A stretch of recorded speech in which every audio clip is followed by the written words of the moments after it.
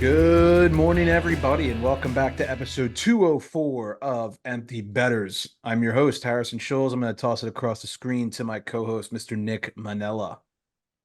What's going on, boys? Back from a week in South Beach or in Miami Beach, whichever beach it is. I don't know. It was very prototypically Miami. I went down for a wedding, ripped it up at the W Hotel. Shout out to Katie and Andrew. That was a hell of a time. Talk about a place I don't belong in is that bougie ass hotel in Miami Beach. I mean, Yeah, I can clean up nice. You guys have seen me in a suit. I can pull that off pretty well, but when the bartender doesn't know what Bush Light is or doesn't want to turn the NASCAR race on the bar TV, it's just like a little bit weird, you know? yeah, you're a little too far south down in the Sunshine State for your Exactly. personnel. So Yeah. glad you had fun. Glad you got to enjoy the weather. I'm now going to toss it across the screen to our Mr. Travel Agent, Mac Vogel. What's going on, my friend? Yeah, I got kicked out of the apartment. I was being too rowdy, so I'm roughing in a hotel for now. It's rough life. Whereabouts No, are you? no, I'm just kidding. I am traveling for work. I am in the great city of Ada, Ohio, ADA. Home to one gas station, two restaurants, a Taco Bell, and a Rite Aid. But hey, got everything I need. I am in Ohio, so when in Rome, got a little 12er of Yingling, have a couple here, bring a couple home. It's all good. Let's get her done. I'm pumped. We've got a big episode this week, which is why I had to bring the mic with me. Usually I'd just be like, all right, you guys handle it, but couldn't miss this one. Never stops. We appreciate your time. So when you say two restaurants in this town in Ohio that I already Yep. forget the name of, um, I'm assuming one of them is like a very mom and pop, has been there for like 40 years, and the other one is just like Chili's, and that's So a big deal. they're right next to each other, and I went to one of them tonight. I was actually gonna go to one of them is called 301 Tavern, Hmm. and the other one is called Jalapenos. Nice. And so I was gonna go to Jalapenos because I was like, I could eat. I had a long day. I was like, I could eat like a burrito and a margarita. That sounds pretty good. I thought it was like like little Mexican like cantina or something. So I go in there and it's just like an order at the front, the food probably would have been good, but it just wasn't like I wanted to like sit at a bar and have a Yeah. drink after a long day, get a little feel for the town. I didn't want to just order from some kid at the stand and get like a to-go burrito because I did get Taco Bell last night. So Attaboy. um, anyway, I marched out, walked next door to the 301 Tavern and just had the most mediocre burger and another Yingling on draft. So it was fine, but that's all I got. That's the Midwest, baby. Love it. Love it. All right. Hockey QOTD, Mac, fire us up, and then we'll get into the news. All right, so this is actually inspired by something that happened maybe 2 weeks ago now, but I still think I meant to bring it up on the show, and I'm curious what you guys think. So, if a hockey goalie's skate blade comes off in the middle of play, should you blow the whistle? Before you answer, just think about it for a second. This happened to, I believe it was Aiden Hill of Vegas like a week or two ago. And he kind of like stopped playing and was like trying to like motion to the ref to be like, dude, like I can't like you got to blow the whistle. I can't like move because they can't like push off. You Push. can't really do shit without a skate blade. Um, it actually happened to, I think it was Trevor Van Riemsdyk like 2 games ago for the Caps in the D zone. And I Yep. mean, they don't blow the whistle. He literally has to get on one knee and try and like crawl over to the bench basically and Like get a new guy. the steel Yeah. part you're talking Mhm, about. the Yeah. actual, because most of these guys use these pop in, pop out Yeah. blades now, just because Yeah. it's convenient. If you lose an edge, you can go to the bench and like real quick switch it out, which it is convenient, but it also like it's just more susceptible to pop it out at the wrong time, especially if you're goalie. The way I understand it, I think a lot of times when they push off from the post, Hmm. the steel hitting steel or whatever can like easily pop it out or something Steel like and that. iron. Yeah. Yeah. Yeah. Steel and No, I iron, hear you. yes. Yeah. So should you blow the whistle? Well, I'm going to go off the logic that when a skater who is not a goaltender loses their steel blade, whatever you want to call it, there is no whistle called, and you get some really funny memes of people pushing each other by the ass to get to the bench. Mm-hmm. I And understand like goalies a little for different. anyone that is like laughing at that, it is that hard, like Yeah, on that's exactly plastic what to get back happens. to the bench. It's impossible. Yeah. You have no edge. Yeah. So I'm gonna say no, you should not blow the whistle.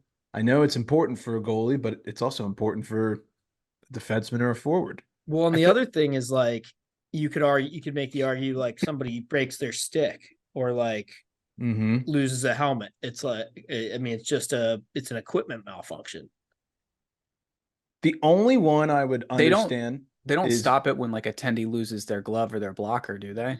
That I'm not sure I actually. think it's I don't know what the rule book says, but I have seen sequences. This was a while ago, but when Fleury was, I think, either a Knight or a Penguin, he had a couple instances where he would have no glove, and they didn't blow Yeah. anything. They didn't Yeah, blow I anything think you're until he right. stopped it.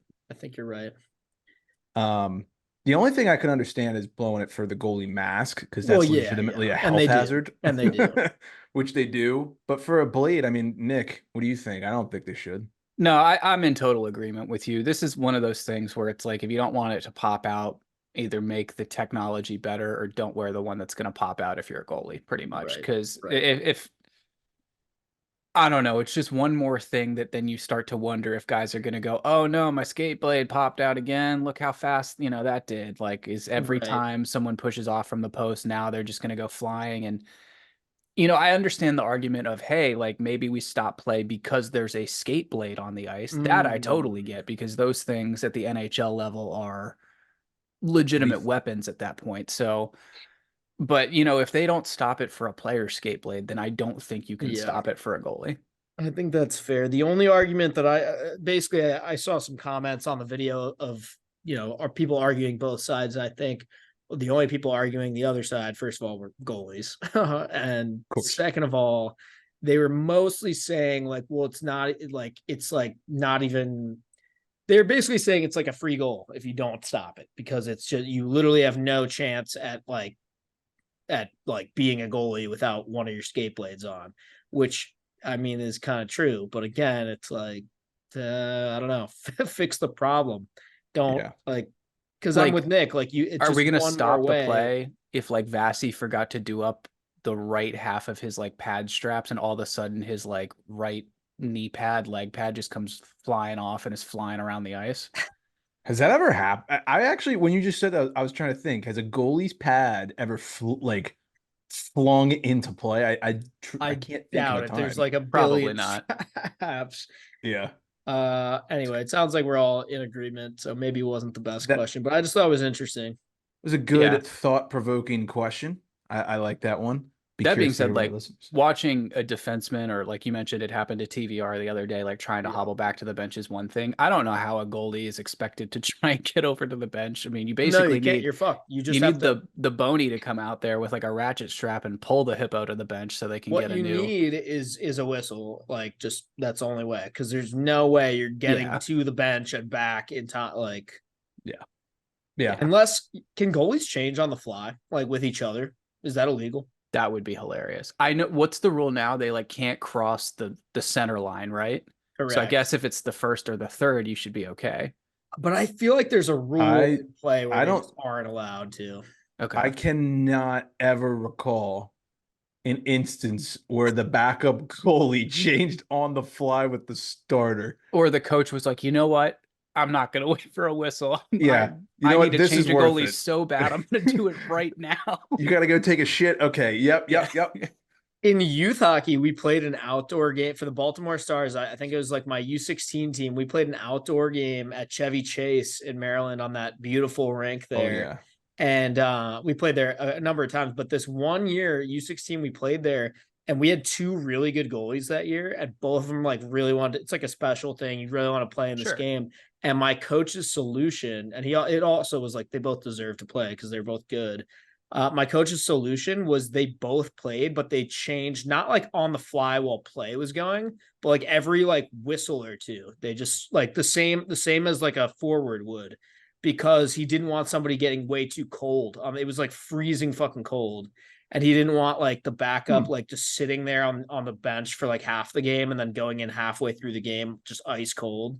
So they switched like every few minutes and we won. That Whatever is works. an interesting tactic.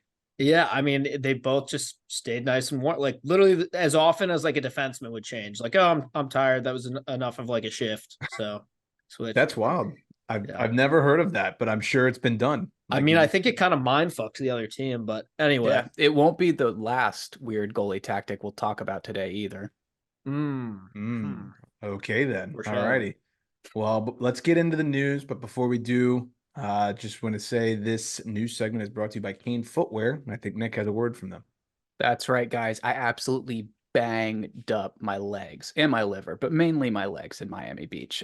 Was not used to walking that far in dress shoes. Like the venue was like 4 or 5 blocks away from our hotel, and it's been a long time since I've done walks in dress shoes on that.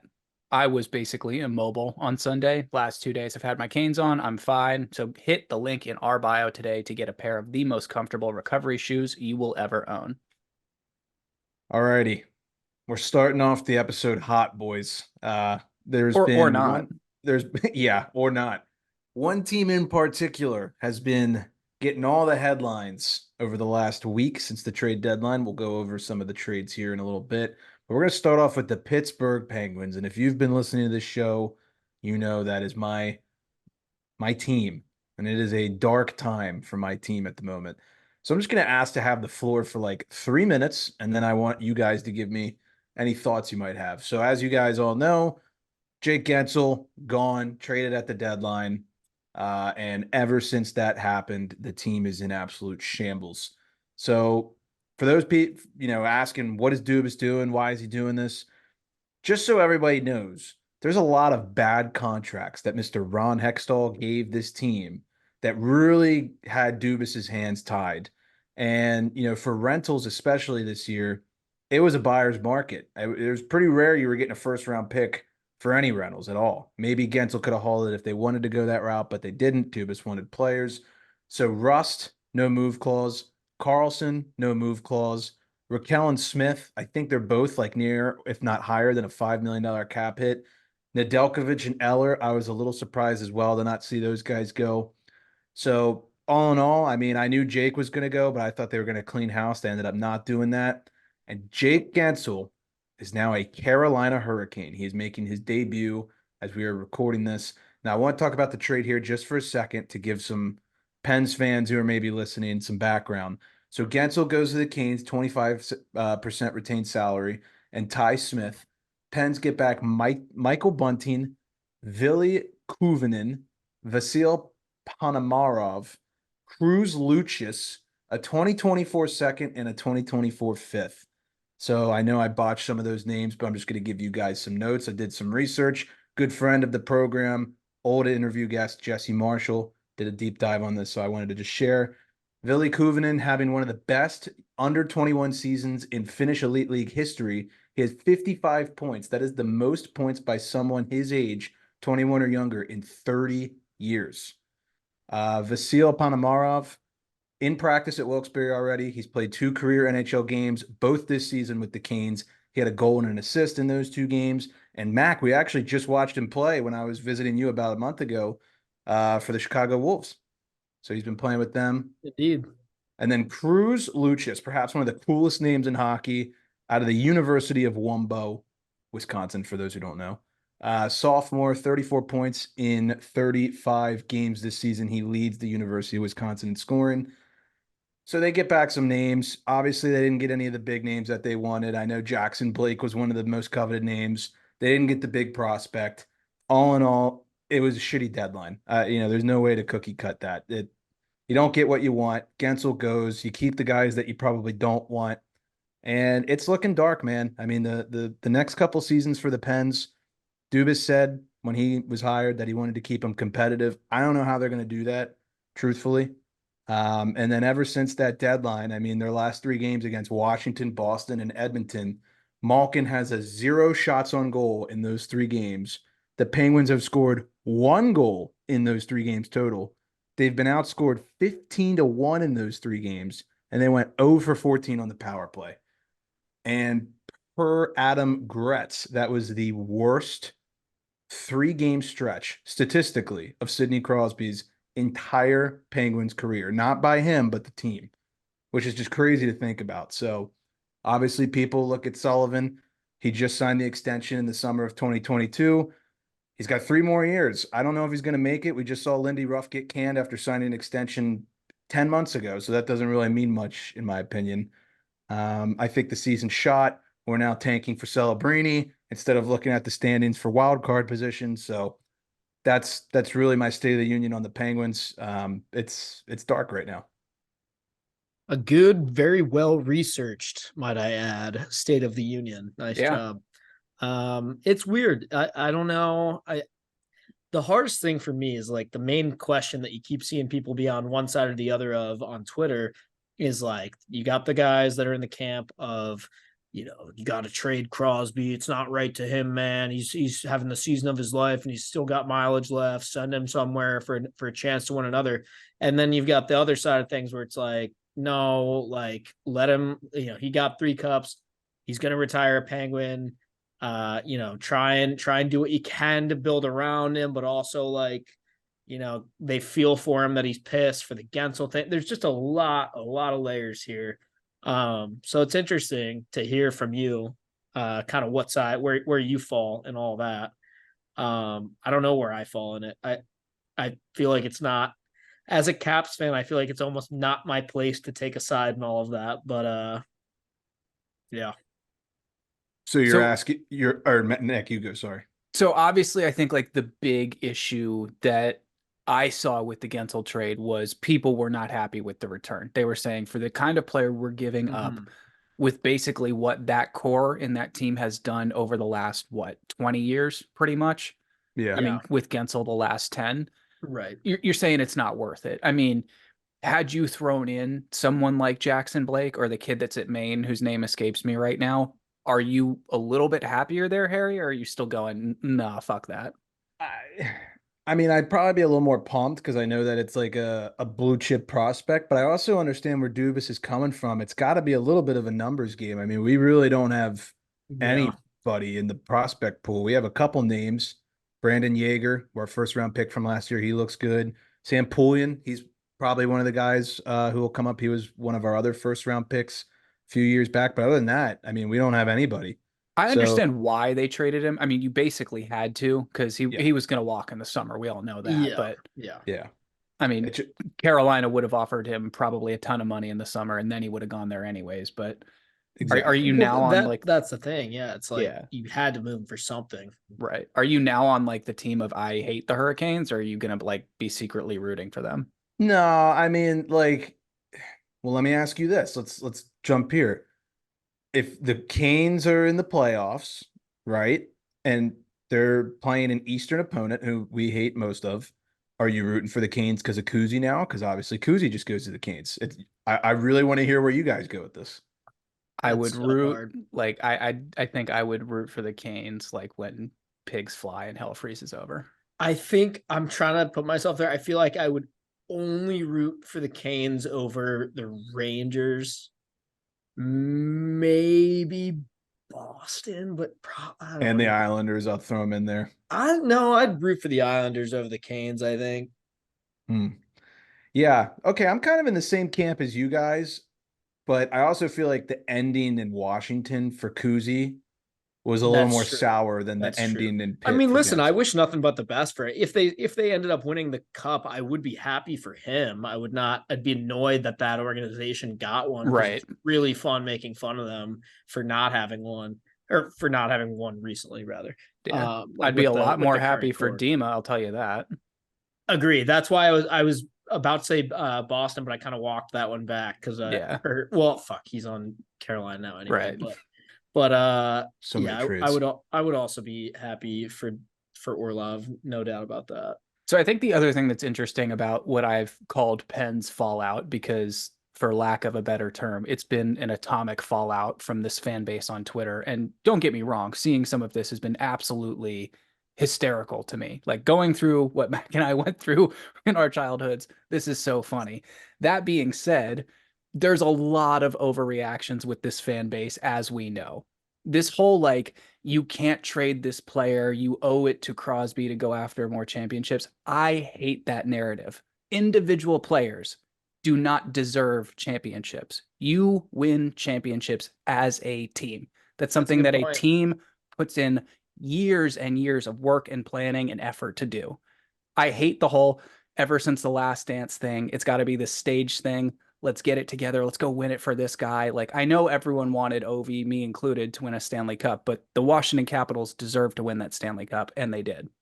Right. And if they had fucked it up that year, they're in 2018, he would have most certainly gotten traded. And, Absolutely. And probably the whole team would have too. So, yeah.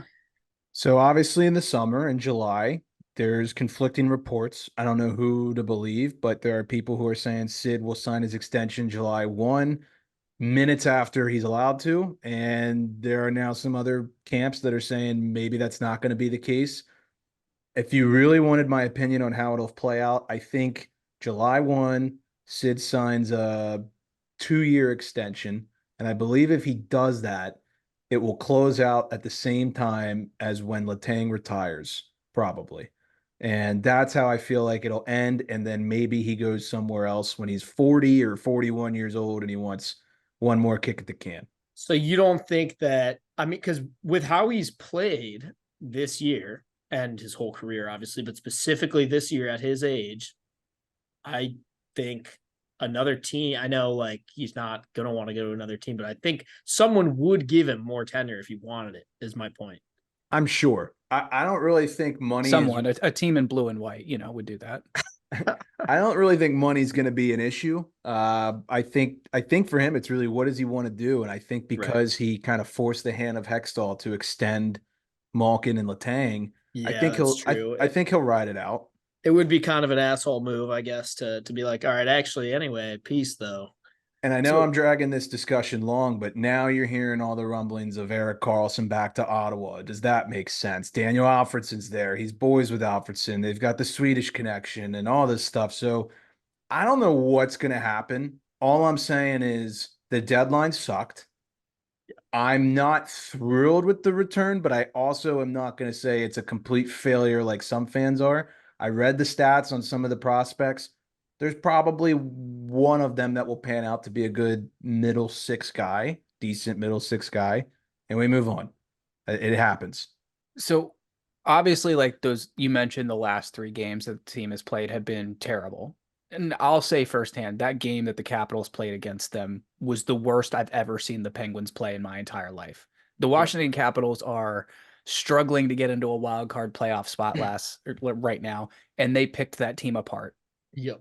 Like it was a rotisserie chicken. Like, I mean, just fork and knife, went to town until there was just bones left on the ice. Carved. So I thought Malkin looked like the worst player on the ice in the entire game. What is going on with him, man? Like, is it just total like checkout right now? He hasn't shot the puck in 10 periods. Right. Like forget points, forget Reardon, forget power play. He hasn't shot the puck in 10 periods of hockey. I don't even know how that's possible. And I can't remember who it was. I can't remember who the announcer was on Sunday against the Oilers. And maybe it was Ferraro between the bench, but I can't remember who it was, but they were saying he has to be hurt or something's wrong because for Gino to not shoot the puck for 3 games in a row, that just isn't like him. Like, I don't emotionally understand. hurt. Yeah. Yeah. I mean, Jesus. So my whole thing, and I'm going to stand on this all summer long, he is no longer able to carry his weight as the second line center. I think you move him to the wing with Sid. You let them ride it out till the end as line mates, and you got to get a second line center into Pittsburgh somehow. I don't know how you do that. That makes a lot more sense to me than what they're doing right now. That makes sense to me, for sure. Yeah. I hear that. But they are not going to be a competitive team next year or the year after. This is going to be a couple dark years. And you know what? People make fun of them online, and people are having a fun time saying the Penguins are dead. And I there's a couple people I would love to name right now, but I'm going to be a good guy and not name names. But you know what? At the end of the day, you can't win forever, right? I mean, even Tom Brady at the end, it looked ugly at some points, right? So you got your 3 cups. I wouldn't trade it for a thing. And here we are. We knew it would come one day. And here we are. Exactly. You knew it was coming. This is what happens in the salary cap cycle that is the NHL. And I think I'm going to defend the Penguins here for a second. This team was the most competitive hockey team out of the Eastern Conference for the past 15 years. They could go into the playoffs as an 8 seed and win the Stanley Cup. They could go in as a 1 seed and win the Stanley Cup. Yeah. There was one tweet in particular that I sent to you guys, and Mac, I want to hear your thoughts on this because I know you said you wanted to touch on it. And then after that, we'll move on to Mr. Matt Rempe. There was a tweet from Ben Feller, not a famous guy, just a regular fan, but it was on my For You page. Yeah, just a feller. So it was on the For You page. I wanted to read this out loud. He wrote, "The Caps have made it out of the second round once in Ovi's career. Why isn't anyone screaming about how they didn't do enough for him? Through 2 ownership groups and 4 different general managers, the Penguins went balls to the walls to win cups. It's amazing it lasted as long as it did." And I know you had some things that you wanted to say, so I will give you the floor. So here's what I'll say about this tweet. I wish that it started with here's what I wish was the whole tweet. Through 2 ownership groups and 4 different GMs, the Pens went balls to the wall to win cups. It's amazing it lasted as long as it did. Agree, wholehearted. Got no problem with that. Comparing this to Ovi and the Caps makes no sense to me. No sense to me whatsoever. No one, he's asking, why isn't anyone screaming about they didn't do enough for him? It doesn't really like matter right now, nor does it like. You could argue they did. Yeah, exactly. You're comparing like apples to oranges. To me, that's why like it's a very like, oh, the Caps. And I'm not saying I'm any different, but to me, this is a Penguins fan who the Caps Penguins rivalry lives rent free in their brain. And I'm the same exact way. I always, it's natural to like compare Caps and Penguins shit to me. Cause I'm always just like, fuck them. I want to be better than, but to me, that's like kind of where that first part of the tweet comes from. It's very much like, well, like fuck the Caps and the OV or whatever. Like, but I'm like, all right, it's a completely different situation. Like, contracts are different. The future of the team is super different. Also, Nick, you're right. You could argue they did. The future of the Caps is bright and it's kind of already here. Like they retooled in a really ridiculous amount of time. Look at all the moves that team made from like 2014 to 2018 when they did win the cup. I mean, you're talking about the playoffs last year, and right? Probably maybe gonna miss again this year and like whatever. But I would fully expect us to compete for a playoff spot next year. And whatever. Yes, we only made it out of the playoffs once, but that's not again, that's also not really the fault of the Caps not doing enough for him. If anything, every year they made like crazy trades to try and add people like freaking Shattenkirk and whatever other random ass acquisitions we made all those years that didn't help. But it's still like, it's not that they didn't do enough. Dustin Penner. Oh my God. That's why I'm kind of like, it's not that they didn't do enough. It also doesn't, it just doesn't really make sense as a comparison to me. But I totally agree with the second part of the tweet. Like, I would totally agree with that if I was a Penguins fan. There was one tweet I sent you guys, and I think you both agreed with it. And it explained the Caps Pens parallel really well. And it said, near the end of their careers, the Caps star players trailed off, but their management excelled. And that's why they're still kind of competitive at the moment. Whereas the Penguins management failed them, but their star players still excelled. Yeah. And that's why they were relevant up until now. Your previous GM took the plug out of the boat, then set it on fire, and then pushed it into the middle of the lake. Yeah, man. Like, and then the new GM is like trying to dive into the water and got like a squirt gun trying to put the fire out. Kyle Dubas has probably the hardest job this summer, I would say. It's tough. To compete, but build for the future all at the same time. I mean, I give you guys credit. Look at the Caps, like LaPierre, McMichael, Protus. These guys, they come up, they've gone through Hershey, and they did it the right way, and like it's kind of paying dividends right now. And then you draft a guy like Ryan Leonard last year, and he could be in the NHL scoring 20 goals next year, maybe. And Harry, I think you nailed it. You said those guys went through where? Hershey. Yeah. That program has been the pillar of success in the AHL for the last, 20, 25, 30 years. That is huge. McMichael and Lappy and Protus took time to develop. Like, those guys were not NHL players even a year ago. No, they both went and won a fucking Calder Cup last year, and look what that did for them. Exactly. Anyway. Alrighty, well, I think we beat that one down. That was incredible. We You're listening to the Capitals Penguins podcast, mostly the Penguins podcast. We finally, we do a good job of keeping our teams out of the headlines and not be a bias, but today it was warranted. Yep. So anyways, Mr. Matt Rempe making his Oh ways God. around the news headlines again. Last night, Monday, we're recording this on Tuesday, March 12th.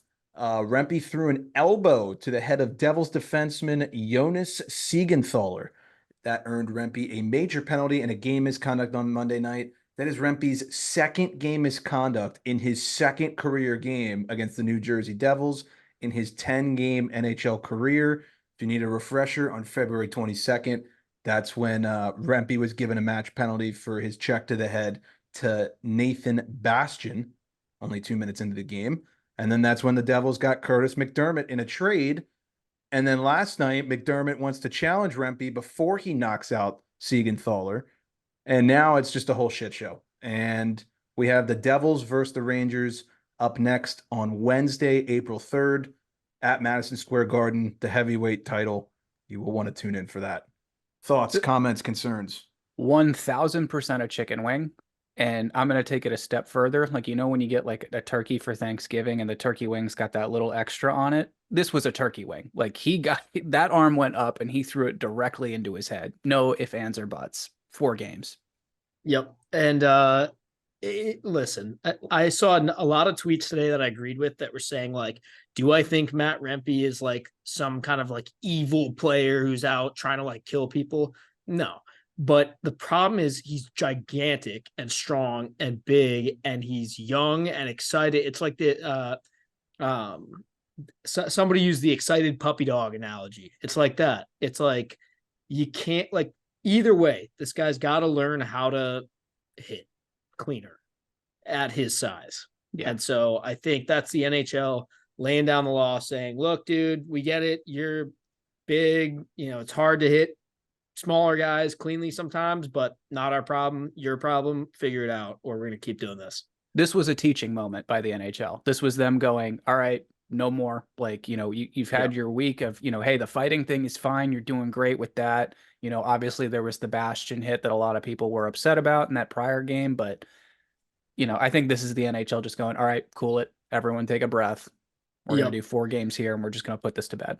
Yeah. And I like Rempe, and I also, there's other like stupid Devils takes that are like, oh, like, yeah, but Rempe, he pussied out of the fight or whatever at the beginning of the game. And I'm like, yes, okay. I kind of agree with McDermott where it's like, you lay a questionable hit the prior game, you should have to answer for it. He didn't have to answer for it that game because he got kicked out for the hit. So it's kind of like McDermott's right. There are some rules. You'd like the younger guys to know those rules and adhere to them.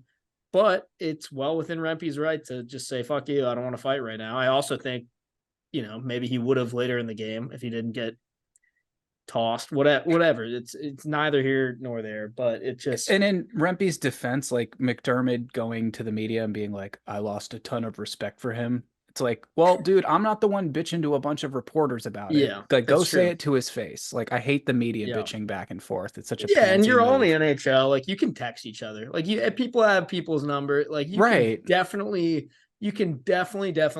send a text, or you get to play him again. You guys are sharing like one of 6 agents and go after him even harder next time. Like, there's a million better ways to handle that. So I will agree with that. However, I just want to make sure everyone knows that, like, Devils, Rangers, you both are idiots, all of you. So like, I got to cover my bases here so they know that I'm not like siding with one, because now I'm going to go back at Rangers fans for a second. All of them want to be in the comments like, Curtis McDermott, who, like, whatever, like, I don't know this guy, whatever. He won a Stanley Cup. So if you're saying I don't know who this guy is, just say you don't know puck. It's that simple. He's also been in the league longer than a week. So right. So it's longer than Rempe has. Yeah. Ooh, those are fighting words, Mr. Nick Manella. Holy shit. I think half our audience just tuned out. Yeah, this was an interesting one. I like to clip this one and put it on YouTube. Yeah, that'll really ruffle the feathers. And Nick said this, and I forgot to say it first thing because it just came over. But yeah, 4-game sussy for Rempe. Listen, man, everything you guys just said, I won't repeat anything. There's one part that I will add. I will never, ever be the guy who complains like he didn't have to hit him, right? Siegenthaler had the puck. He was dumping it. Rempe finished his hit. I get it. There's nothing wrong with that. No, I got no problem with that either. All that being said, he didn't really have to hit him. And I'm not saying that, like, I'm not going to hold it against him because I do think that's soft as shit. Like, he has every right to go run him into the glass. He had the puck. But I watched that play live and I was like, he's kind of headhunting a little bit. You could see him go. He was like, all right, I want to knock this guy through the glass. I get it. You're allowed to. I'm just saying that might not help your case. Exactly. True. And I'll add just one little comment onto that. I was also watching this live seconds before Rempe, to his credit, excellent screen on the goaltender. It basically causes the goal for the Rangers, huge goal. And then he comes up like right after that, he comes up and makes that hit. And I get it. You're trying, like, that's exactly what you should do after your team scores a goal. Go make a big hit, keep the momentum going. You know, it's a home game for the Rangers too. Like, keep that momentum going. You're gonna get the place riled up. I get it, but it's a classic like young player thing where you're like, oh, and I just helped with a goal, and now I'm gonna go run this guy over. It's like, all right, dude, like, sure, it is. Yes, you can do that, and I like the strategy. But to your point, Harry, it's like it's not gonna help. And also, you got to do it right. Lay a big clean hit. Do that. Yeah. It's an inexperienced player, and this is a great learning moment. And we live in a world now where people aren't allowed to make mistakes anymore. You know, you do one thing wrong and you're instantly vilified or remembered as True. something for the rest of your life. There's no understanding or compassion anymore. So is Matt Rempe a dirty hockey player, like you said, Mac? Absolutely not. The guy has played Fine. under 20 games still. Yeah.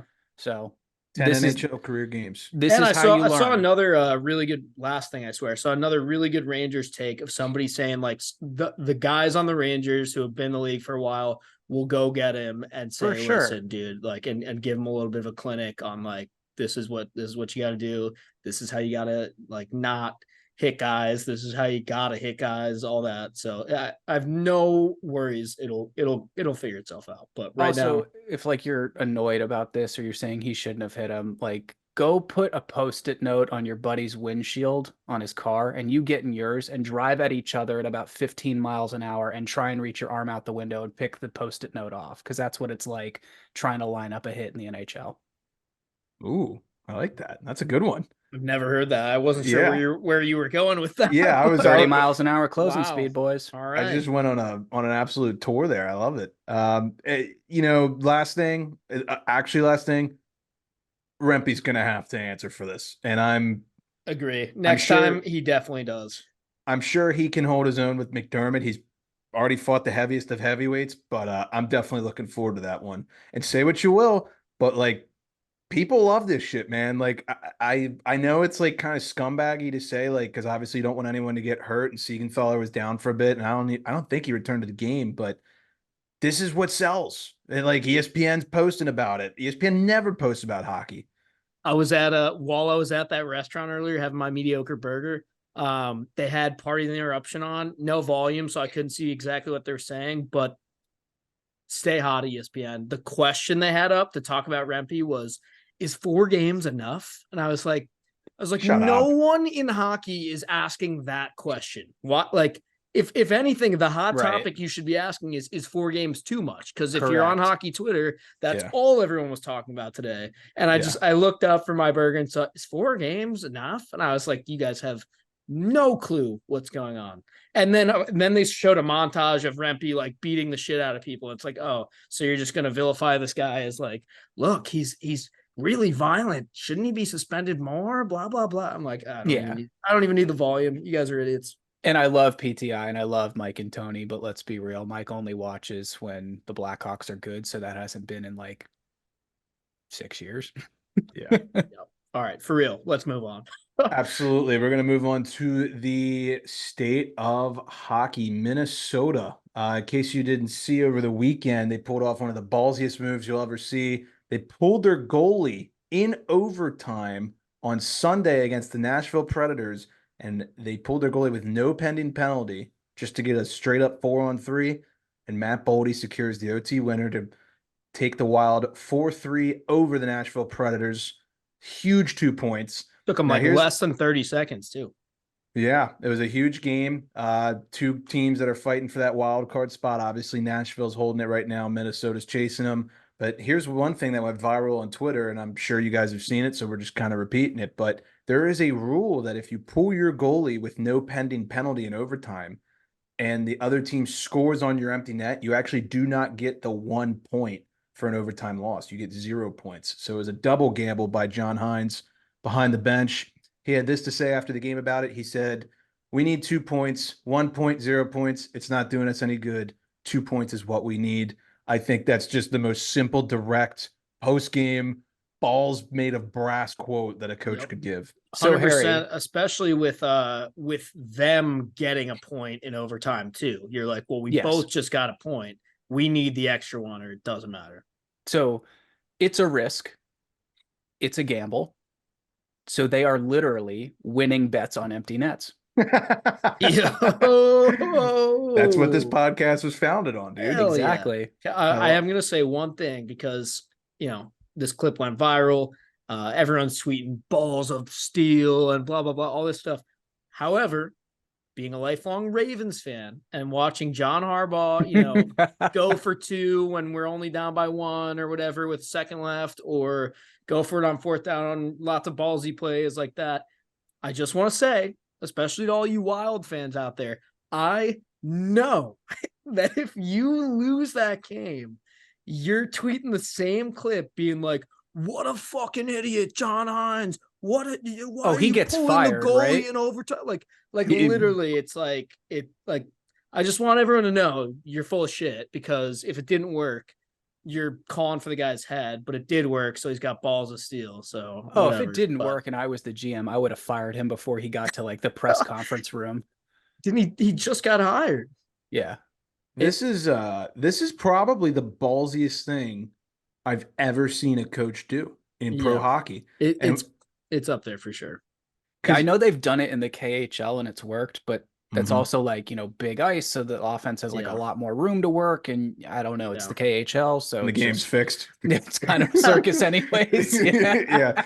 Well, and over here too, like, I'm thinking about Patrick Waugh maybe pulling goalies with 9 to 10 minutes left. Like, that's fine, but they know the game's over. That's why they're doing it. This is like where we want to go to the playoffs. This is what we're going to do. And I don't know this, but I think the Wild are going to get some momentum from that. And they might put a couple string of wins here together. We'll see. They got the Yotes as we're recording this, so we'll see how that works out. But hats off to Minnesota. What a finish. Moving on to another coach with some brass balls. Mr. John Tortorella made some viral clips over the weekend. He has been suspended for 2 games and fined $50,000 for his actions in Saturday night's Flyers versus Lightning game. Torts refused to leave the bench after he was ejected for disagreeing with an official. The Lightning were celebrating their 20th anniversary of their first Stanley Cup back in 2004. And for you kids out there, John Tortorella was the head coach of that team. So it was a big night for him as well. All the ex-players like Cavalier, Brad Richards, all those big guys back in the building. And they all got the funniest reaction out of Torts during that game that you could have asked for. The camera guy on Bally Sports for the Lightning broadcast went from Torts screaming at Wes McCauley up to the booth where all the players are like pointing at the TV. They all got their arms around each other. You could see they're laughing like, he's doing it again. And Torts sat on the bench after being ejected for probably a good 5 to 6 minutes. And it was entertaining. My favorite thing about this game that we love is it turns us into 9-year-olds again. And it's like, he's getting put in timeout. They're like, no, you have to go stand out in the hallway. It's like, no, I'm not leaving. Like, I love the lip reading too, just over and over again. 2 words, just I'm not. Yeah, I'm not. That's bullshit. Fuck you. I'm pretty sure he said, I'm not fucking leaving. And then obviously, my God. Yeah. And they kept saying, you have to. He's just, I'm not. I'm not. Yeah, that was pretty I just love that there's a an entire professional sports venue of up to 20,000 people sitting there watching two grown men argue at each other like that. Yeah, no hockey happened for like Harry's right, like 5-6 minutes. Everyone's like, well, fuck, what do we do now? Like the refs are like, no one's ever said no. What do we do? Like No one's ever said no. What the hell? And I also love the GM being like, if any fine comes, I'm paying it. He stood up for us. Like, let's go. We were like 4 steps away go. from them putting him in like the Hannibal Lecter mask and wheeling him down the tunnel to get him off the bench.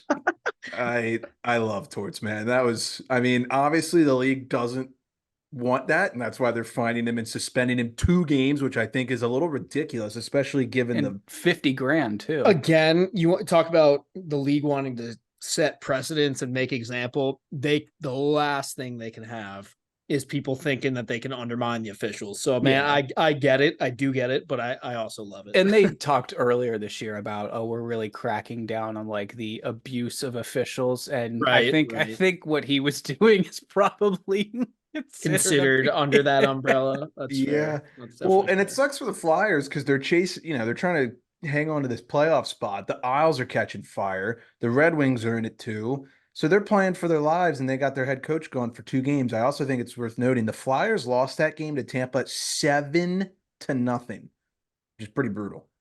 And that ejection was in the first period. So 2 games, Nick. It sounds like you think it's kind of fair. Am I right on that?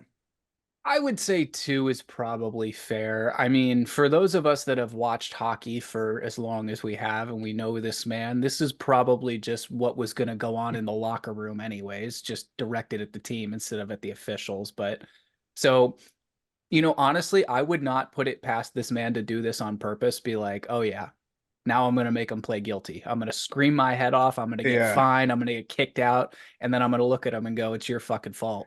He's playing chess, not checkers. Watch them go. They're so crazy. Up. They're amped up right now. I love it. So yeah, it was an interesting weekend to be a Torts fan, a Flyers fan especially. And speaking of Flyers, they actually just announced that they gave an extension to Nick Seeler, 4 years, $10.8 million contract that comes out to basically 2.7 mil AAV starting in the 24-25 season. So congrats to him on the extension. Huge storyline too. That guy essentially like retired a couple years ago because he was like, I think I'm pretty much done. I don't really know like what's out there for me. And then fast forward a couple years later, and dude is a schmillionaire, as Alex Ovechkin would say. Good for him. He's on my fantasy team, and he's a blocked shots legend. So shout out Nick Seeler. I love that. Love a good comeback story as always. The NHL, they just announced their global series for 2024 and 2025. The Stars and Panthers will meet at Nokia Arena in Tampere, I don't know, Finland on Friday, November 1st and Saturday, November 2nd. Obviously, you get Hintz, Heiskanen, Barkov as the main headliners in that. Florida's got Loisterainen and Lundell too, right? Yeah, I mean, they've got more Finns than Barkov, but he's just double checking with you guys. Did you guys want to fly out on Halloween, or did you want to wait till the next day to fly out for this? Or... Oh, on Halloween and in costume. Okay, that sounds good. Good. So we'll definitely be doing that one. We'll get a good vlog out for you guys. Yeah. Cool. And then the Sabres. Yeah, shout out to Elwoods for footing the bill on that. Go buy some Kane Footwear. Yeah, thanks. Go buy some merch too, please. The Sabres and Devils will begin their season by facing off in a pair of games in Prague at O2 Arena on October 4th and 5th. That is going to be insane. That venue is unbelievable. Yeah, that's super cool. Yeah, that should be a good high-scoring game. So that'll just about wrap up the news segment. We're going to talk some trade deadline recaps, and then we'll do a little gambling trivia and get you all out of here. So we are not going to go through every trade at the trade deadline just for the sake of time. And to be honest with you, if you're going for that, there's probably some other pods or articles or news sources that are a little better suited to go through 50,000 trades with the conditions. And we recapped it. We drank. They traded. It was fine. Yeah, that was super fun, by the way. Go follow us on Instagram if you don't already. We did a little beer per trade on the Instagram story, which was a fun one. But obviously, the Vegas Golden Knights snag all the headlines at the NHL trade deadline. They get Thomas Hertl and Noah Hannafin coming to Vegas. So we'll read the Hertl trade real quick. Vegas gets Hertl, a 2025 third and a 2027 third for a 2025 first, and David Edstrom, who was their first round pick last year. San Jose also retains 17% of Hertl's deal.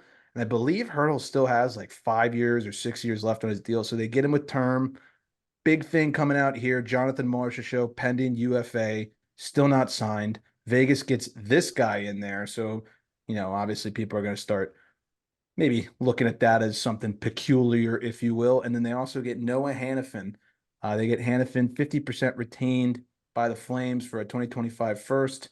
Danil Miramanov and a 2024 third becomes a 2025 if Vegas wins a round in the playoffs. Flyers are also Probably retaining going to 25. happen. I would think so. Well, they got to make the playoffs. Right. That's hot topic right now. So just overall thoughts on Vegas.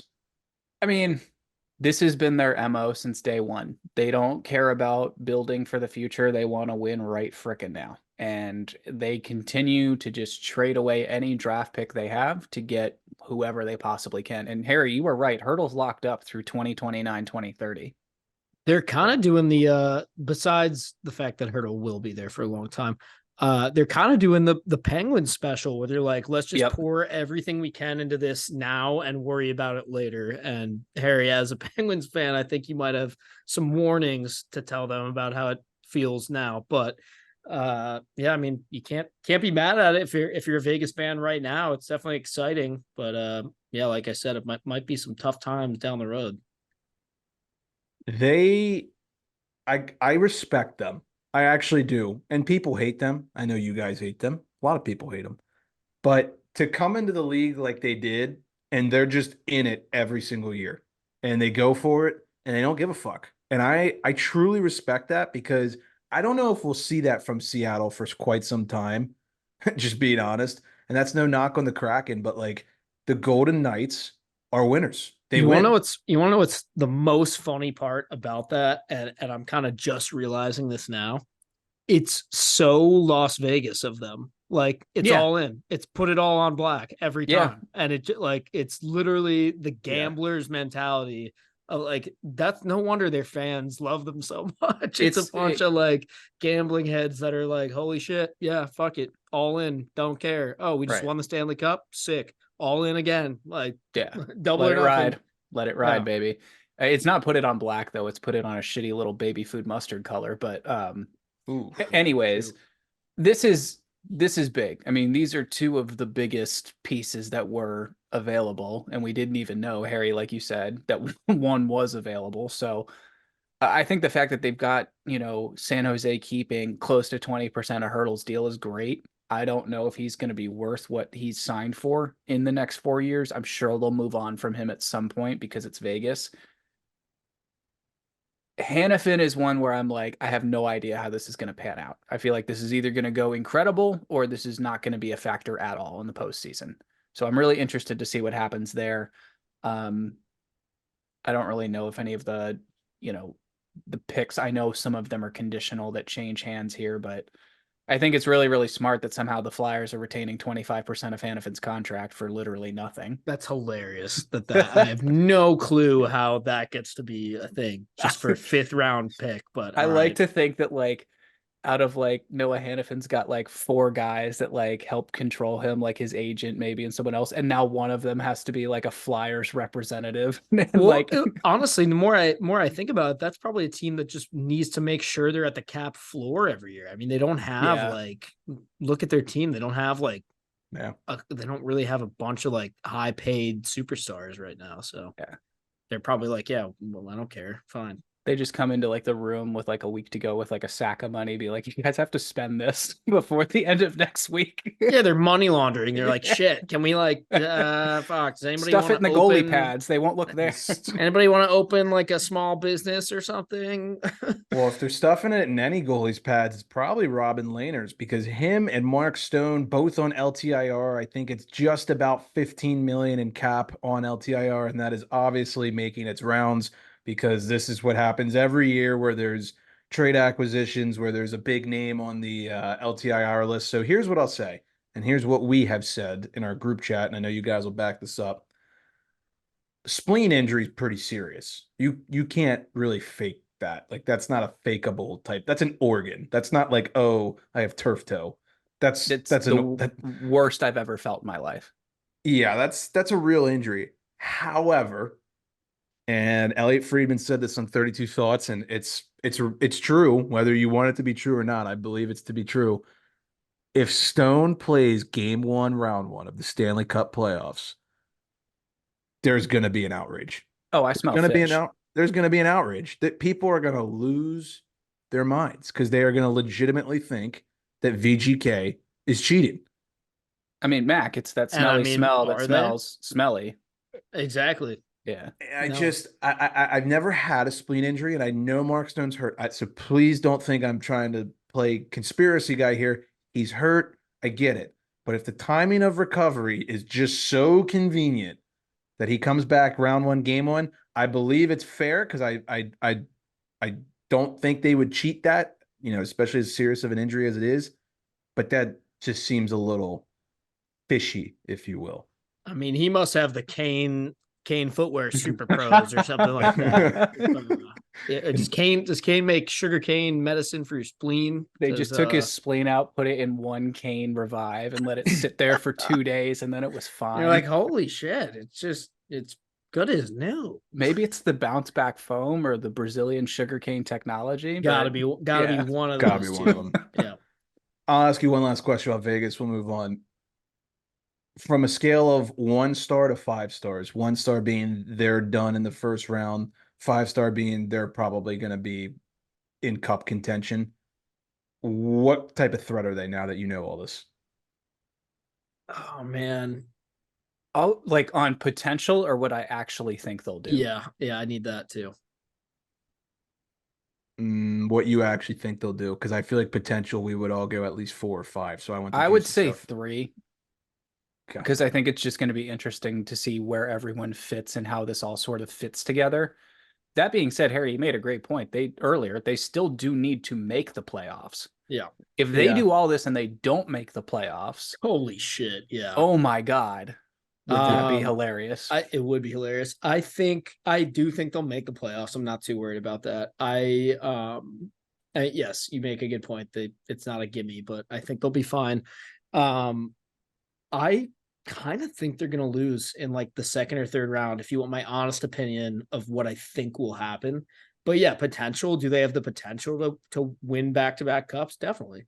It'll depend on matchups, and I know that's a cop out answer, but I personally, I think I could name 3 or 4 other teams that I think have a way better chance at winning the cup than them. And unfortunately for them, 3 of those teams are in the Western Conference. So it's like, if you play one of them, I'm probably picking against you. That's my thoughts exactly. Is I was literally thinking of 2. Yeah, you're probably right with 3 out of the West that I would go, you know what, I'm probably taking those guys over the Knights. For me, I think Winnipeg, Colorado, and Dallas all have a better chance at winning the cup out of the West. And obviously you can throw like Florida in there too. But yeah. So that's interesting because I agree with you. I think Dallas, if they were to take Dallas in round 1, I think Dallas could handle them well. But as it currently sits, if the playoffs started tomorrow, all of a sudden this young, overachieving Vancouver team who's so exciting to watch has to take on the defending cup champs in round 1. Yeah, what a kick in the dick. Draw. I think Vegas be licking their chops at that one. I really do. Yeah, that's a kick in the dick. Especially Demko's hurt right now too. I know it's only supposed to be a week or 2 thing, but we've seen it with Demko before. Can be a streaky guy. Would hate to see it for Vancouver, but I have to admit I would not be shocked if he like comes back from whatever injury is going on and there's a little bit of a lag there at the worst time possible. And I believe Vegas is talking to Hannafin on a contract extension. I just looked on Google News. No extension in place yet, to my knowledge. I hope I don't eat words on that, but I'm pretty sure his contract is up at the end of this season. So we will move on. Vladimir Tarasenko to the Panthers, 50% salary retained from Ottawa for 2025 third and a 2024 fourth. I mean, I don't really think there's much to talk about with this one. The Panthers are loaded. Tarasenko scored like 2 the other night in his second game to win. The Russians love Florida, man. They do. He literally said in his thing, he was like, "This was the only place I was willing to go." And I'm like, Right. "Yeah, not surprised." Yeah, I saw he had like his kids up against the glass too and everything. Looked like they were having a blast. I could see him staying there for a while. Yeah, I could too. I feel like his family was probably like, "Holy shit, hell yeah!" Like So I would. the Panthers announcer, I'm pretty sure, said that he has a second home there, and that's where his wife and child live. Makes Yep. sense. Yep. So that would make a lot of sense. But yeah, that's just a win-win. Honestly, not too much to talk about there. The Panthers were favorites to win the cup before that. They're favorites to win the cup after that. Huge matchup tonight as we're recording this against the Dallas Stars. That should be a great game to watch. Tyler Toffoli goes to the Jets. Last week when we had Singsy on, we asked about Toffoli. Sure as shit, he was right. Toffoli goes to the Jets for a 2025 second and a 2024 third. Caps coming off a 3-0 shutout loss to the Jets last night. You guys got to see Toffoli in action in his first game as a Jet. Any thoughts? Did he stand out? Yeah. I think this might be the best trade, the best singular trade of the whole deadline. I know we'll get into that later, so I won't blow my whole load here, but yeah, he looked good, and this is a great trade for the Jets. Couldn't agree more. I mean, the Caps looked like a AHL team against the Jets, for lack of a better word. Yeah, I saw some Caps fans tweeting like this is the best team we've played this year. So Yeah. was a schlacking, if you will. We already talked about Kuzi to the Canes and Jake to the Canes, so we're gonna skip that. Adam Henrique to the Oilers. Henrique, Sam Carrick, Ty Taylor, and a 2024 seventh for a 2024 first and a 2025 fifth. Oilers get that depth centerman that they've been looking for. Could be their shutdown guy in the playoffs. We'll see. It was overdue. This is big for them, especially bottom six with like face-off stuff. PK, you would assume this guy would probably be involved out there, at least winning draws, I would think, but obviously I'm not the coach, so who knows? It's a great third line center ad. You know, they've been playing LA, it feels like, for the last couple postseasons, and then LA goes out and gets Philip Deneau. Obviously, it hasn't worked yet, but like this kind of feels like that move. They get their shutdown, like third line center guy, plays both ways, can score, good on defense. So Edmonton's loaded, man. I don't want to say it's their year yet, but we keep not putting them in that Western conversation, and I think people are starting to kind of get antsy about that. So we'll see how it all unfolds. But another Western team making a big move. Colorado does a 1-for-1. They get Casey Middlestat from the Buffalo Sabres for defenseman Bowen Byram. This one was a really intriguing trade. Nick, I think you're chomping at the bit on this one. So this is interesting. Did I ever think that these two would be swapped 1-for-1? No, I would have put like my entire 401k on that, but I think this is a good deal for both teams. Middlestat, it was just time for a change in Buffalo. That guy suffered through some, up and down seasons. I know he was up and down from the A for a while, and that team has obviously been the Sabres for how long they've been the Sabres. I mean, they've been out of the playoffs since what, 2009 is the year, I think. That sounds right. That being said, the Buffalo Sabres defense core in 3 seasons might be the best in the NHL. It's like the average age is like 22 years old or something crazy like that. Yeah. And it's crazy to say that like Rasmus Dahlin is like the most seasoned and mature out of all of them at this point.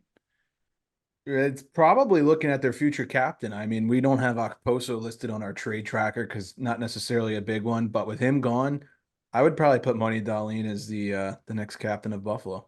Yeah, and I know Power and a couple of the other guys need to take a couple big steps forward, but with how mobile that defense core is, Byram, by the way. Yeah, I mean, just with how good of a skater him, Power, and Dahlin are, I mean, this is big, and I think they've got a couple more on the way in the pipeline too. Potential wise, I totally agree. They've got, I mean, if all of those guys hit their ceiling, holy shit, look out. But I do think, yeah, it's kind of like I'm not going to freak out yet because with a lot of those guys, I'm kind of like, well, you have another year at least. Definitely like wait and see. It's definitely a couple to multiple years down the road. Yeah. They are pounding, and I mean pounding the Red Wings right now as we're recording. It's the second period with 15 minutes left. Buffalo is up 5-1. Wow. Damn. Wow. Guess who was on Buffalo? I should have taken that with you. I was going to, and actually on our Twitter Spaces, Chips kind of talked me out of it. I was hearing what he was saying. I was kind of like, yeah, it makes a lot of sense to me. It's a weird game for sure, but Alex Lyon, I don't want to say it, but ever since that YouTube video, it hasn't looked the same. And Yeah.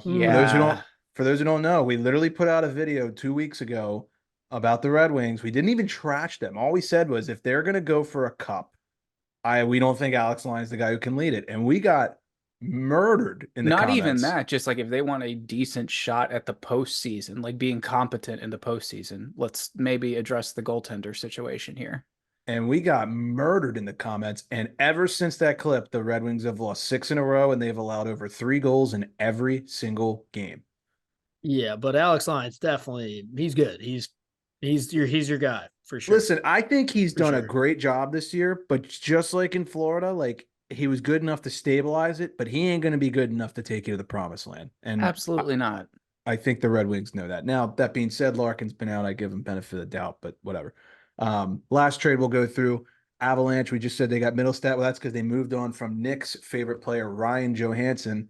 The Avalanche acquire Sean Walker and a 5th-round pick in 2026 from the Flyers for Ryan Johansson and a conditional 1st-round pick in the 2025 NHL draft. I don't know what the condition is, I'll be honest with you. But thoughts on this?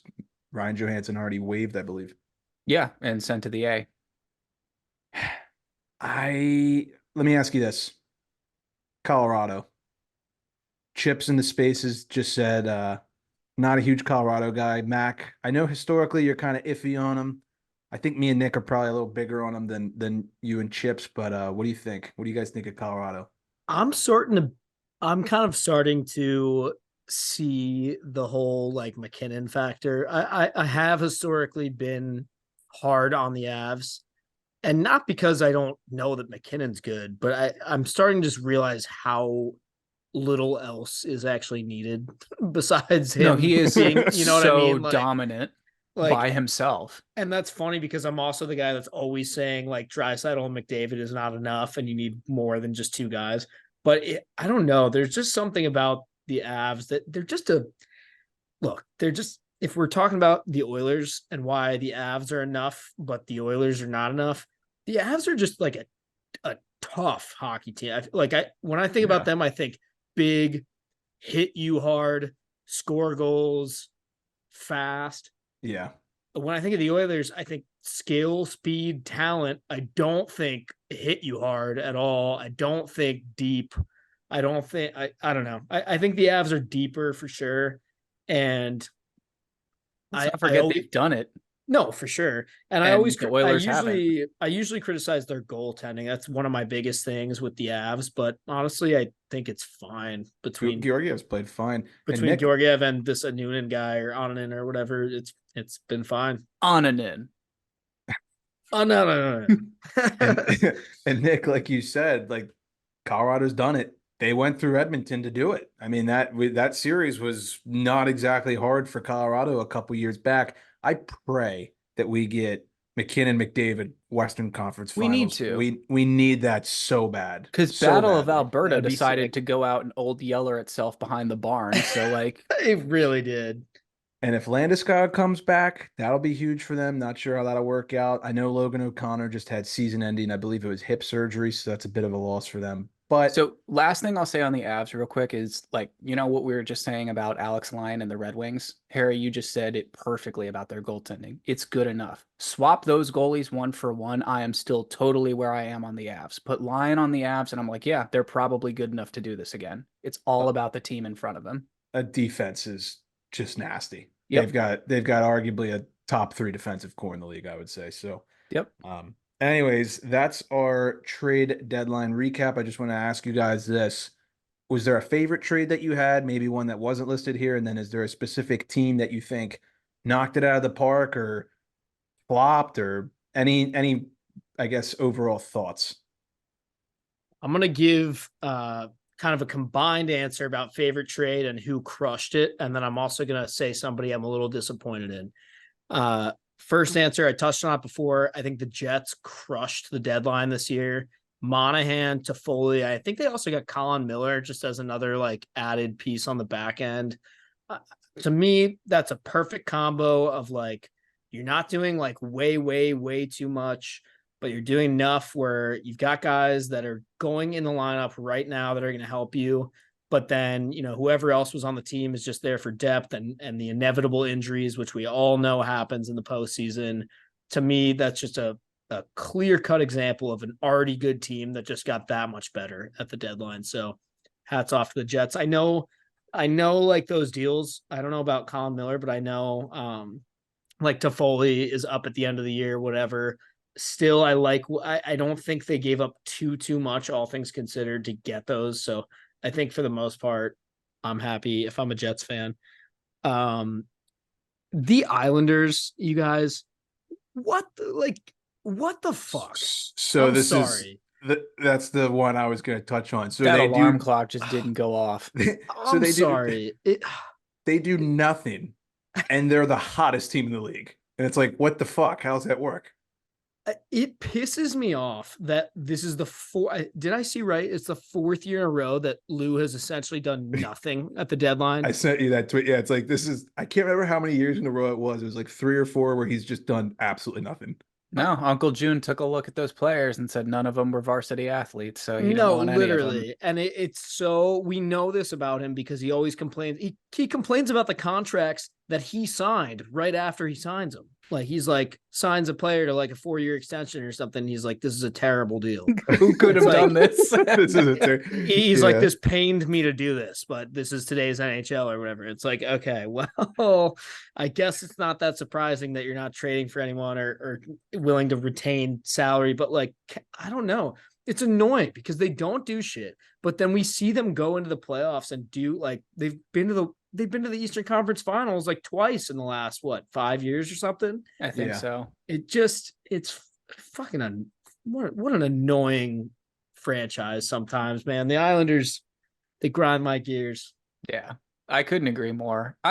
For best trade, I'm going to go ahead and just say Tarasenko to the Cats. I just think that one is just kind of a match made in heaven. I think he's going to, like I said earlier, end up staying there for a little bit longer. I have a feeling he scores like 3 or 4 big goals for them in the playoffs to either tie it. Maybe it's an OT winner. I can so see that. Just something like that. I was like, oh, that makes way too much sense when I saw it. For most surprised, and I know we already kind of talked about it, but I do want to express my overall disappointment with the situation around Evgeny Kuznetsov. Obviously, this goes without saying that guy was one of my favorite Capitals for a very, very long time. I know he's going through some stuff, and I obviously wish him the best. I think just, as a fan, the way that all ended is extremely frustrating, especially when you consider that he's now playing in the NHL already again, and the Caps have to retain 50% of his salary so he can play on the Hurricanes. Now, if he was playing for the Sharks, it would be a lot easier to swallow. But as Capitals fans who despise the Hurricanes, I think at this point, I despise the Hurricanes more than I despise the Rangers. So, it just stings. It is annoying. And I think this is a textbook example of you get in a situation like this. And unfortunately, the Hurricanes just have all the power in that situation because they were probably the only team calling about it, which is surprising to some. But if you're BMAC, you got to take what you can get. And, I'm sure BMAC tried to push a little bit like, listen, we know if I accept this trade, he's playing on your team and he's probably going to figure it out and be good. Like, there's a decent chance he's going to figure out and be a decent player, at least for it's a lose-lose, at least for this year, whatever. So he's probably like, come on, you got to give me a little something. But then at the end of the day, Carolina can just say, all right, well, I'll just hang up. I don't care. Keep him in Hershey, do whatever you want. It's like, no. Okay. Like, just, it's one of those things. The ball was in their court and we're just kind of at the mercy of like, all right, well, I guess that's they named the value, and it's like, I guess that's what he's worth, because It's a you're the great only one point. who's interested, and that's what you just said it was worth. So yeah. Yeah. There was no way to define the value other than someone calling and going, I'm going to give you this. And if you say no, I'll walk. Yeah, and he can't say, "Well, I got this offer for," because they're like, "Bullshit, Right. bullshit." No. Exactly. Yeah. Two thoughts. One, I learned this. I can't remember where I heard it, but I learned this, and maybe it's common sense, and I just am stupid. But Kuzi actually got a raise when he got sent down to the A because he doesn't get the escrow taken out of his paycheck. So he was making more money, I think, in Hershey than he was in Washington, which This is guy's a absolutely financial genius. like what a wizard, right? And then second thing, I want to correct myself when Mac was talking about the Islanders. They did lose to the Kings last night, 3-0. I was in REM sleep by the time that happened, so it didn't compute. So they're not 6 in a row, but they did lose the other night. So 6-1 in their last 7. All right. Okay, because any Islanders fan that heard you get it wrong and was pissed about it already turned off the show and went to probably- comment big on our time. page. Yeah. So It's probably accurate. Can't keep up as fast as the internet sometimes. I'm gonna give you guys one trade deadline team that I really liked what they did. And it's not gonna be Carolina, it's not gonna be Vegas. Those are the obvious ones. Let's talk about the Nashville Predators for a second. Hottest team in the league. Now that I know that the Islanders lost last night, they've won what, 10 of their last 11 games. They Yep. go out and they get Jason Zucker and Anthony Beauvillier, two guys who can play like sons of bitches in the playoffs, have the experience, can score big goals, have history of big goals, and now they slide those guys onto a line with Colton Sissons. Guys, I love the Preds. And maybe if you're watching on YouTube, you can see my hat. Shout out Selly Hockey. This thing is so sick I had to buy it. But I'm adopting the Preds as my playoff team when the Penguins inevitably don't make it. And I'm going to be a Preds fan for the rest of the spring. Nice. Love what they did. I I love those loved the additions. Yeah. the Novak extension too was big for them. oh yeah. Yeah, I mean Barry knows what the fuck he's doing over there. It's just a handful of smart moves there for sure. Now, the funny thing is, as good as they're playing, they probably will not get into that 3 seed spot in the Central just because Colorado, Winnipeg are so far ahead of them right now. But I do not want to be the wild card team who has to play them. You give me Nashville, Dallas right now. I think Dallas wins it, but that's a bloodbath. I don't think that's in 5 like some people are saying. I think Nashville's No, I humming could right see now. that going 6 or 7. I think the big thing with Nashville is every away game you have to play is going to be tough because we know that building is insanely difficult to play in. You know that at any minute Saros could start standing on his head because he's proven in the past that he is capable of putting games back to back like that together. And then you prove, or you have to deal with the fact that team is just going to try and run you over for 60 minutes of hockey night in and night out. I love the build.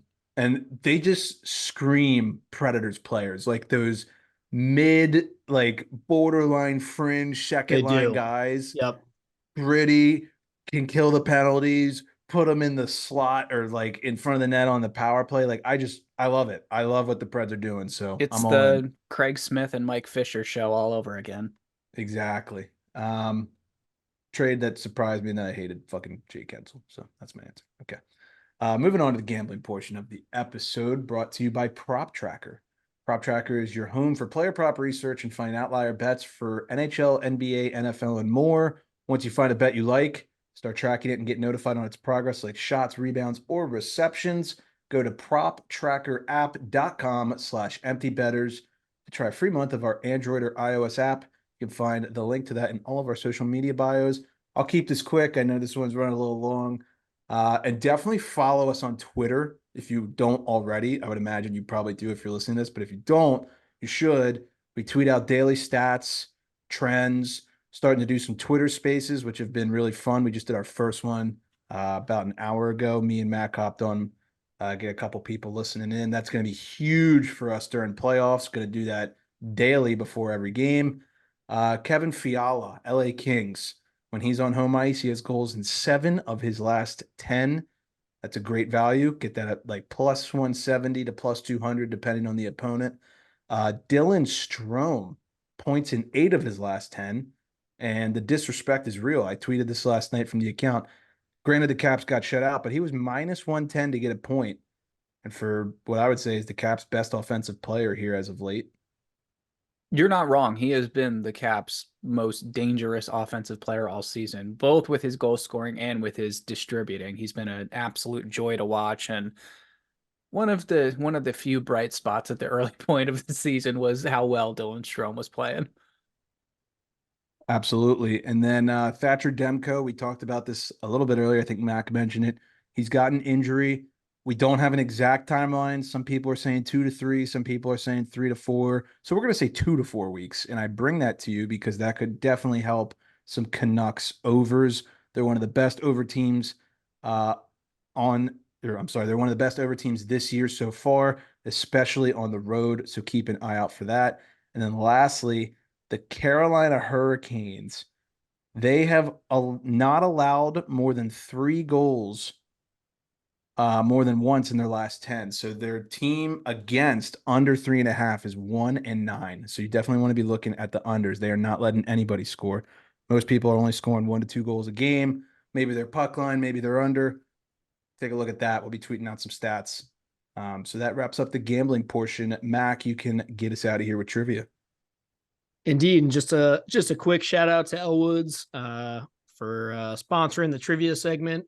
Elwood's one of my favorite bars in Milwaukee, down on Water Street. They've always got hockey on. You can bring your dogs there. Great spring and summertime bar as we approach the warmer weather coming here. So shout out Elwood's and come hang. I'm there quite often, so you'll see me. All right, trivia question. A little bit of different route here. I actually took this from something I sent you boys on Instagram a couple of weeks ago, so I hope you don't remember it that well. Oh, there's no chance either of us do. All right, cool. We I mean, we do send each other about a million things like per day, and this was from at least 2 weeks ago. Okay. And it was kind of a loaded, there was a lot going on in the post. So anyway, here we go. What current NHL team has won the highest number of games in a singular away arena, and which arena is it? All time? Yes. So let me make sure that makes sense. So like a current NHL team, which specific away arena? So they just like torch this opponent in their own barn, basically. Yes, exactly. Like away games has the most wins. Is the away team also still currently an NHL team? Yes. So that's what I'm saying. What current NHL team has the most amount of wins in a singular away barn, and which barn is that? Go. You might not know the answer to this, but like, would the Joe count the same as Little Caesars, or is it different, or like, are you not sure? Oh, that's a good question. I was also wondering that, but I'll just go ahead and tell you it doesn't matter. Okay. So same city, pretty much. Is fine. Yeah, we can call it that. If it were Detroit, sure, we could say that, but I'll just tell you right now, it's not Detroit that we're talking about that has lost to said team. Okay. So we have to name the barn and the team. Mm-hmm. Holy shit. This is gonna be brutal, Nick. And I have the top 3 handy, so I can kind of tell you if you're getting close or not. So we need to give you 2 teams. We need to give you the team that's on the road doing the ass kicking, and the home team that's getting their sorry little tookus kicked. Yes, but also think about. Well, I won't give you hints yet. Go ahead. Okay. Oh, I know. It's the Washington Capitals beating themselves because no one does it better than them. There you go. Original. Nick, you want to lead it off? Let's go the Pittsburgh Penguins in Philadelphia. No, but it is the Penguins, but it's somewhere else. Okay. Oh, the Penguins are the away team who kick ass. Yep. Damn, I should probably know that, but it could be any team. My brain goes to Metro. Like, that's not how it works all the time. I'm gonna go. Let's go Pens in. Let's get weird. I'm gonna say Minnesota. I feel like they beat Minnie a lot. Nope. They probably don't play them enough is the problem. Like you're talking in the history of the Penguins have the most W's in this barn. Okay, it's not. They only play Minnesota twice. Yeah, exactly. Yeah. Okay, wins total. Okay, all right, that helps. I'm going to say that this is somewhat relevant to the trade deadline, and that it's the Pittsburgh Penguins and the Carolina Hurricanes. Nope. I'm not sure. Well, go ahead. The Penguins are the number one, or they're one of the top three? They're number one. They have the most singular total amount of wins in any away barn. In any one away barn. How do I not know that? All right, I'm gonna go MSG, the Rangers. That's the one. Nice. The Penguins have won 63 games all time at Madison Square Garden. No team has won more than 63 games in a singular away arena. Do you want the other two, the top three? Yeah, but first I just need to say suck it, Mark. Other than that. It's actually all MSG, which makes sense because it's been around so long and the Rangers have been around so long. But so number one is the Penguins have won 63 games at MSG. The Flyers have won 60 games at MSG, and the Islanders have won 59 at MSG. Again, this was as of like 2 weeks ago, so actually that could have changed. I'm not sure if we've had a couple of those games since then at MSG or not, but for the most part, that's where we're at. Nice. Very interesting. Okay, then. I guess that, like, now that you think about it, it makes sense. Like you said, the Rangers were original six. They're old as dust. And then, like, the Penguins came in that, like, first wave after the original six, I think. So, like, sometime in the mid-70s.